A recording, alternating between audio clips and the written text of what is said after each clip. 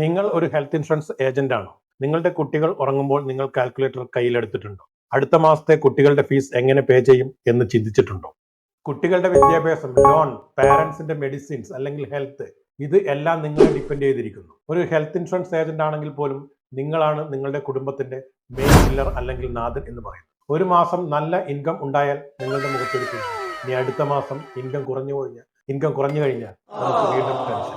ഈ അവസ്ഥയാണ് real pressure എന്ന് പറയുന്നത്. പക്ഷേ സത്യം ഇതാണ്, നിങ്ങളുടെ ഫാമിലി സെക്യൂർ ആകേണ്ടത് നിങ്ങളുടെ ഹാർഡ് വർക്ക് കൊണ്ടല്ല, അതിനുവേണ്ടിയുള്ള കൃത്യമായ സിസ്റ്റം ഡെവലപ്പ് ചെയ്തുകൊണ്ടാണ്.